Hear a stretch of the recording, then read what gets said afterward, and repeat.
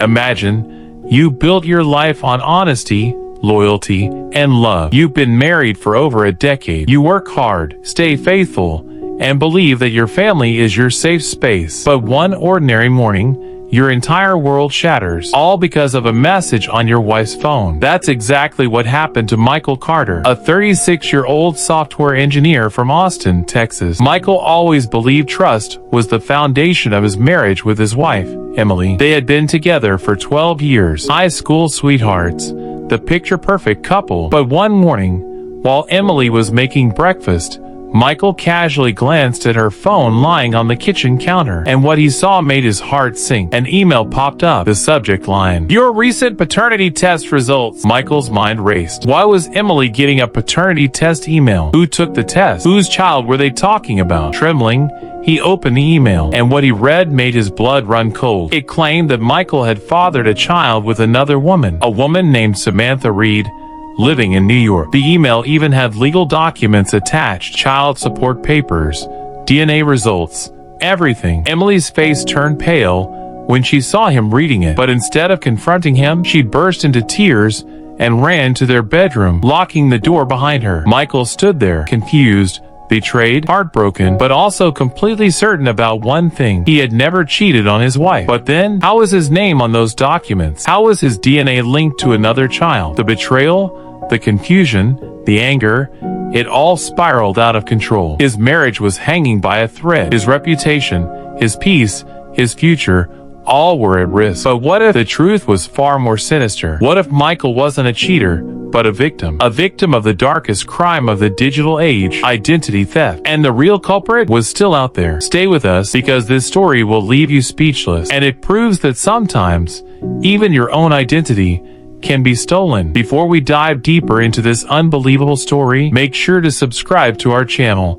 and hit the bell icon. We bring you the most shocking, emotional, and real-life stories from across the United States. You won't want to miss what happens next. Welcome to our channel, where we uncover the most dramatic, jaw-dropping stories happening in everyday American lives. Today's story is a true roller coaster of love, betrayal, technology, and the terrifying reality of how your identity can be stolen, ruining everything, even your marriage. Michael Carter had always believed in simple things: love, loyalty, and hard work. He never dreamed of fame or fortune. All he wanted was a peaceful life with the woman he loved. That woman was Emily, his high school sweetheart. They met when they were just teenagers, standing by their school lockers, nervous, shy, and full of dreams. From the first day, Michael knew Emily was special. She wasn't just beautiful, she was kind, funny, and had the warmest smile. They would spend hours talking about life, the future,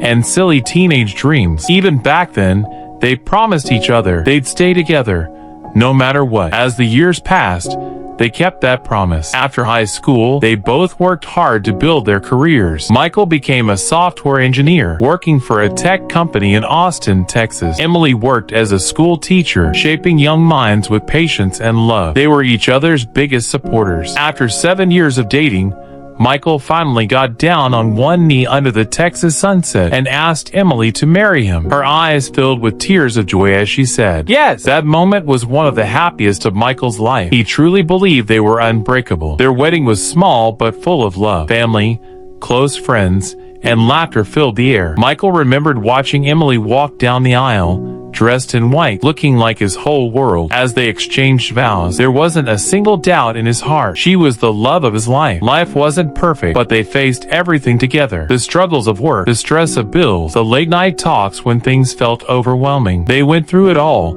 hand in hand. To everyone around them, Michael and Emily were the perfect couple. Happy, in love, solid. They'd bought a cozy little house on the outskirts of Austin. It wasn't fancy, but it was theirs. They painted the walls together, planted flowers in the garden, and dreamed of one day hearing the laughter of children filling the halls. Michael often thought to himself how lucky he was to have Emily, his safe space, his best friend, his partner for life. But little did he know, the peaceful life they built was about to be shaken to its very core. It was a normal Tuesday morning. The sun was shining through the kitchen window. Michael was sitting at the table, drinking his coffee. Emily was making breakfast, humming softly to herself like she did every day. Everything felt calm, safe, familiar. Michael reached over to grab a napkin, and that's when he noticed Emily's phone lying on the counter. The screen lit up with a new notification. It wasn't locked. It wasn't hidden, just lying there, like it always did. But what caught Michael's eye wasn't just the phone. It was the words on the screen. The email notification read, "Your recent paternity test results. Urgent." For a moment,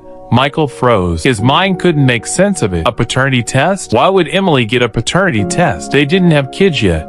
And Michael knew. He never took any test like that. His heart started to pound. His hands felt cold. 1,000 thoughts raced through his head. Was Emily hiding something? Did she suspect him of something? Or was this some kind of mistake? Curiosity, mixed with fear, took over. He picked up the phone, unlocked it, and opened the email. As his eyes scanned the message, his whole body turned cold. The email wasn't from Emily's side. It was about him. It said Michael Carter had taken a paternity test, and the results showed he was the father of a baby born to a woman named Samantha Reed, living in New York. The email even had legal documents attached: DNA test results, child support papers, official letters from a family court in New York. Everything looked real. The details matched his name, his birthday, everything. Michael's head started spinning. His vision blurred for a second. None of this made sense. How could this happen? He had never been to New York. He didn't know anyone named Samantha. And most importantly, he had never cheated on Emily. Before he could say a word,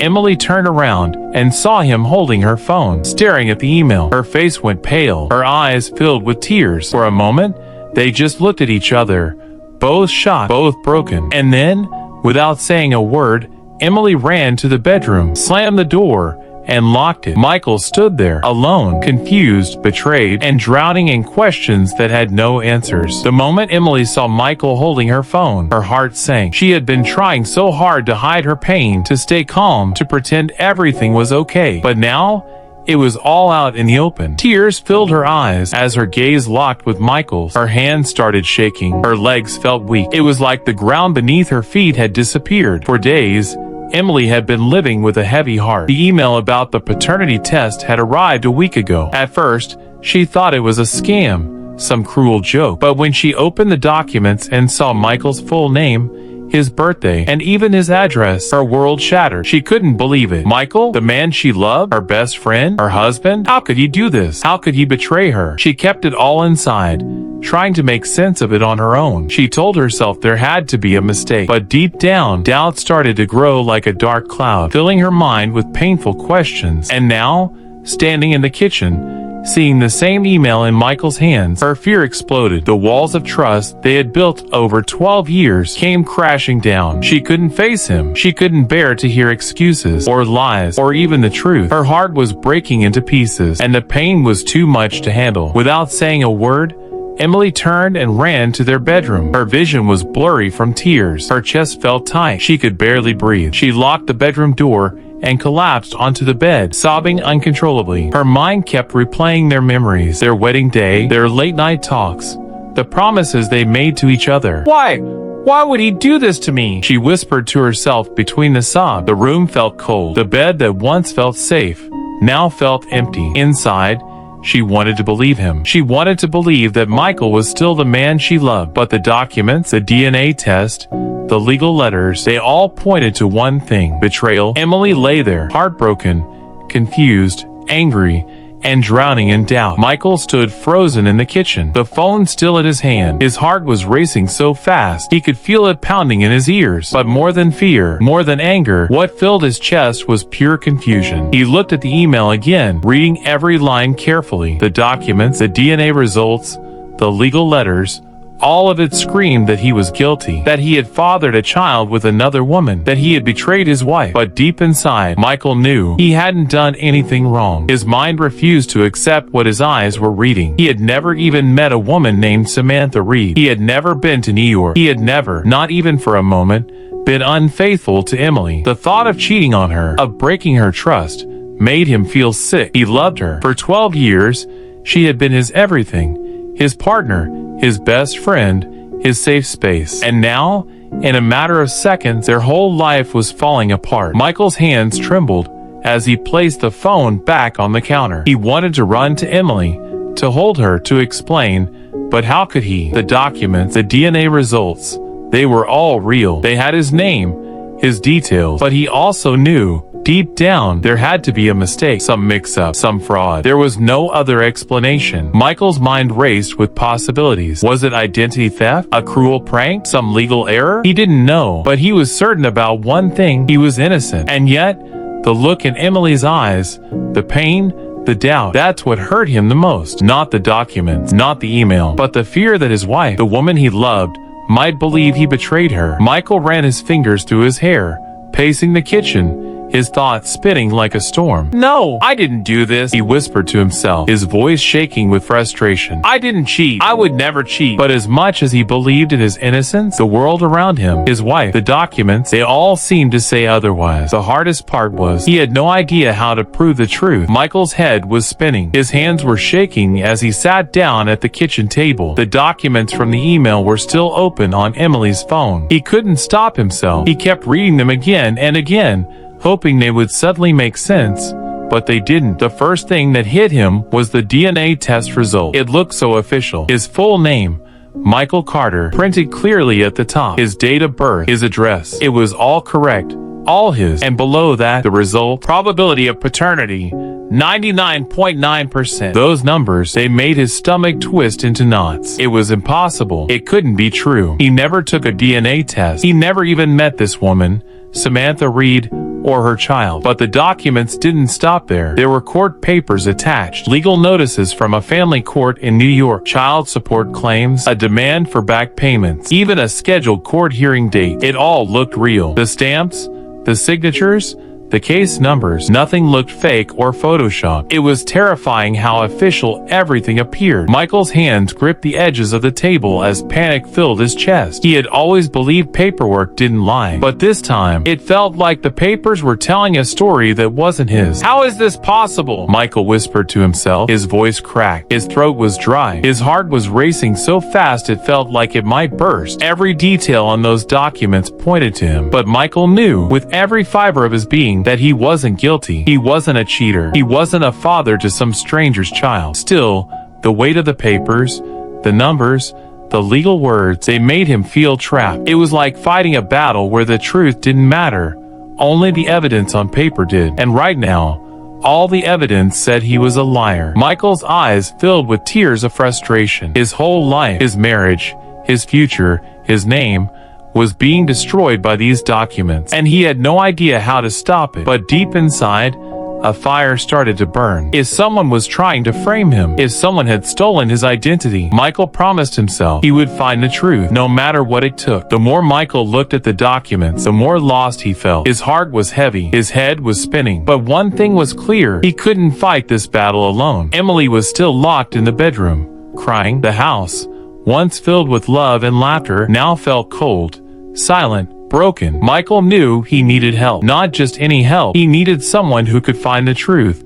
Someone who knew how to dig deep, follow hidden trails, and expose lies. That's when he thought of Jack Monroe. Jack wasn't just a private investigator. He was one of the best. A former police detective, now working on his own. Known for uncovering cybercrimes, fraud, and identity theft cases. People said Jack could find secrets hidden even in the darkest corners. Michael picked up his phone with shaky hands and called Jack's office. His voice cracked as he explained the situation. The fake DNA test, the legal papers, his wife's heartbreak, his own confusion. Jack listened quietly. His voice was calm, steady, experienced. "I've seen cases like this before," Jack finally said. "Identity theft is no joke. It destroys lives. But don't worry, we'll get to the bottom of this." For the first time in days, Michael felt a tiny spark of hope. The next morning, Michael met Jack at his small office in downtown Austin. The walls were covered with files, photos, and case notes. Jack sat behind a wooden desk, sharp-eyed and focused. Michael handed over the documents, the emails, and every detail he could remember. Jack studied them carefully, nodding to himself. "This doesn't smell right," Jack muttered. "Too clean, too perfect. If you didn't take this DNA test,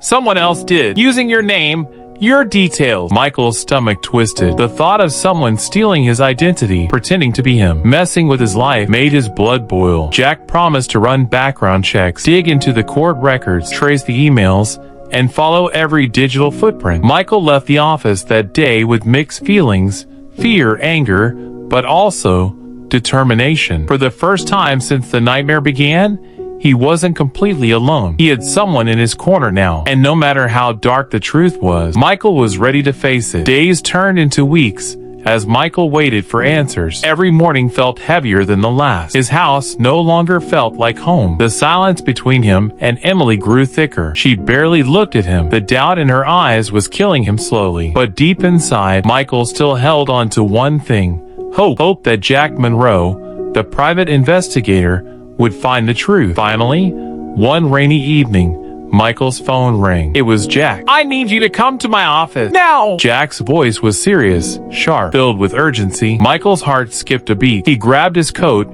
and rushed out the door, his mind spinning with fear and questions. At Jack's office, the investigator laid out the findings. His eyes were cold. His face was tight with concern. "Michael," Jack began, pointing to his computer screen, "your identity has been stolen." The words hit Michael like a punch to the stomach, even though he had suspected it. Hearing it confirmed was terrifying. Jack explained everything in detail. Someone had gotten access to Michael's social security number, his medical records, and personal information. That person used it to create fake accounts, fill out forms, and even submit a DNA test, all under Michael's name. The culprit had carefully planned everything, making it look like Michael was responsible for a child he never knew existed. Michael stared at the computer screen, his own name, mixed with fake information, showing up in records across different states. He felt sick. How could this happen?" Michael whispered, his voice cracking. Jack sighed. "It happens more than you think. One wrong click online,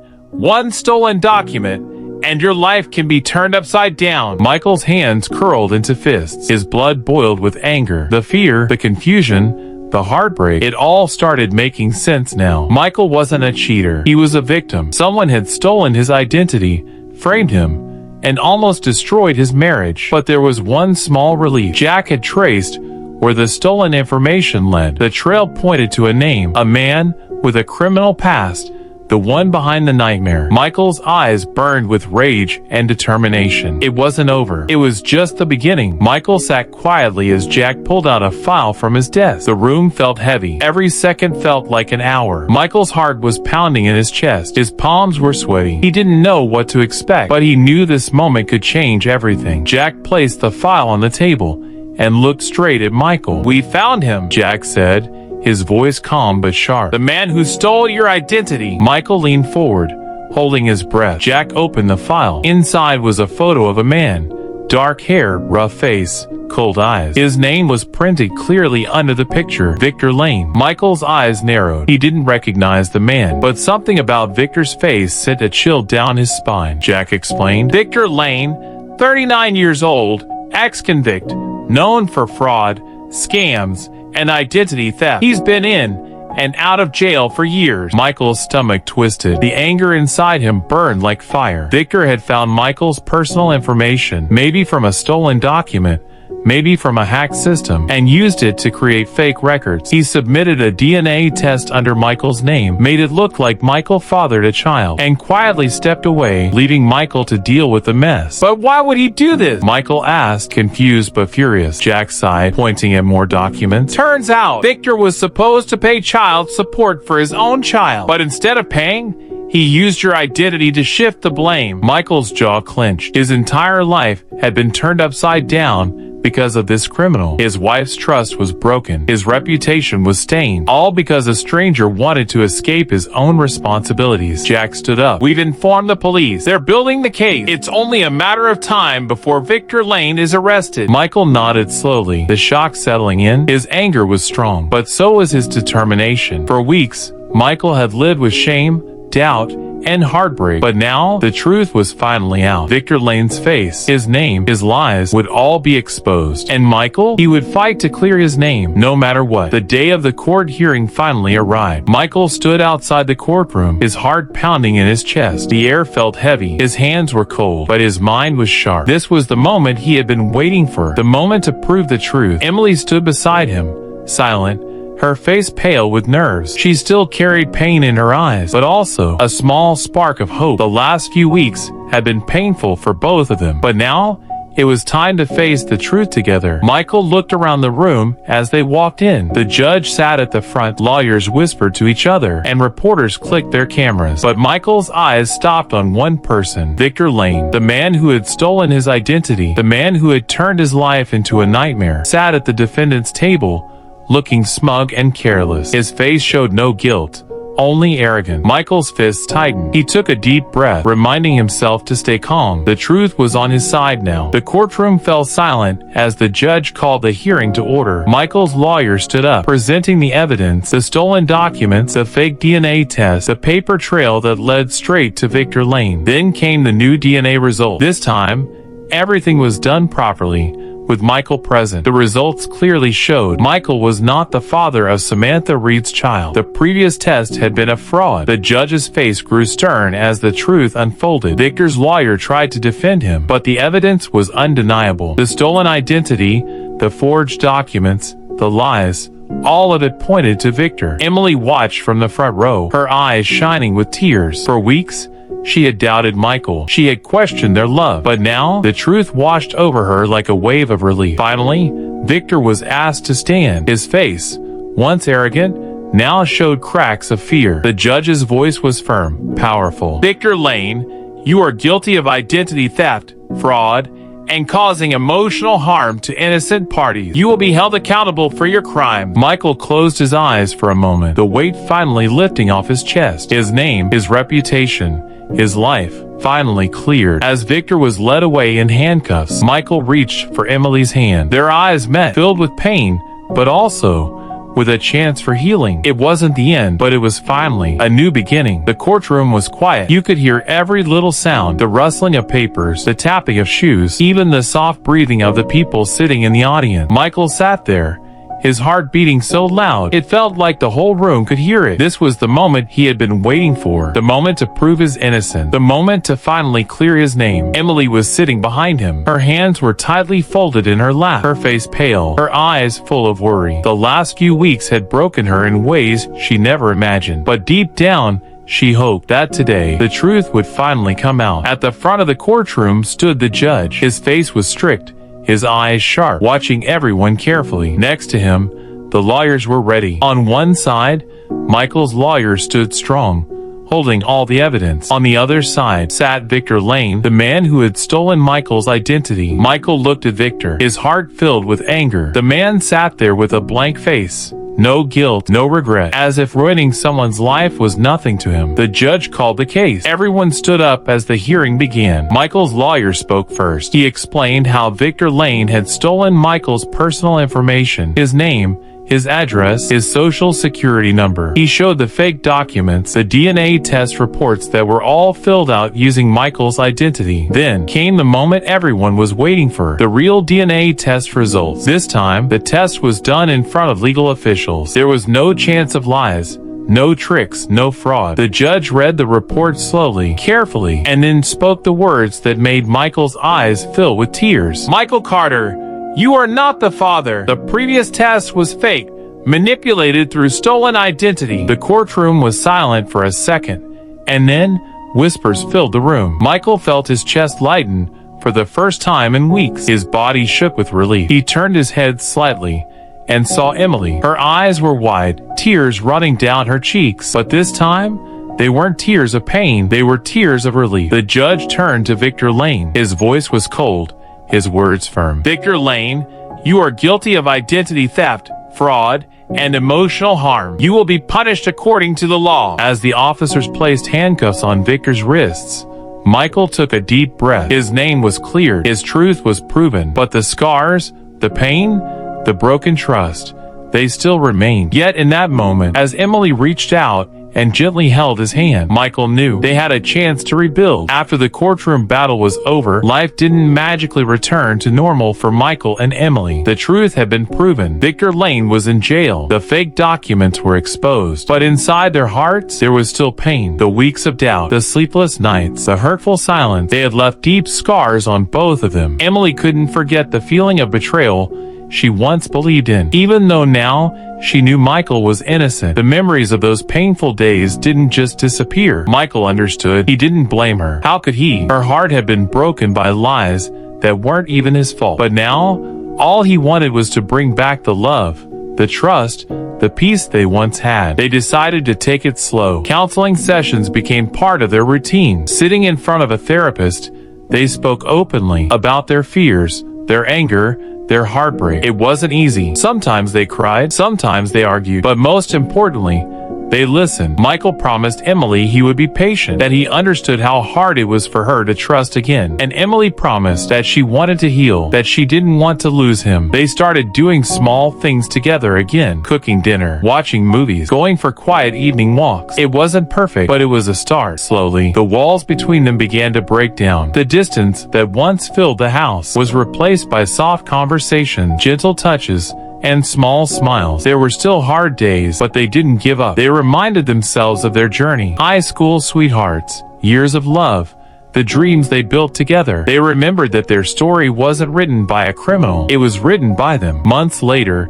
as they sat together on their porch, watching the Texas sunset, Emily leaned her head on Michael's shoulder and whispered, "Thank you for not giving up on me, on us." Michael smiled softly, his eyes shining with quiet tears. "We promised, no matter what, we'd stay together." The pain didn't disappear overnight, but love, real love, has a way of healing even the deepest wounds. And together, they started over, stronger, wiser, and more grateful for the second chance life had given them. And so, this wasn't just a story about betrayal or doubt. It was a story about how even in the darkest moments, the truth can still win. Michael's life was nearly destroyed, not because of something he did, but because of something stolen from him, his identity. It's a painful reminder for all of us. In this digital world, your name, your information, your reputation can all be taken away with the click of a button. But what matters most is fighting for the truth and holding on to the people you love. Michael and Emily's story shows us that love isn't always perfect, but real love can survive even the deepest scars if both hearts are willing to heal together. Thank you for staying with us till the end of this unbelievable, emotional journey. If you found this story shocking, emotional, or inspiring, don't forget to subscribe to our channel, hit the like button, and turn on the bell icon, because we bring you more true stories from across the United States. Stories that shake your soul and remind you how fragile and how powerful life can be. We'll see you in the next story. Stay safe and stay strong.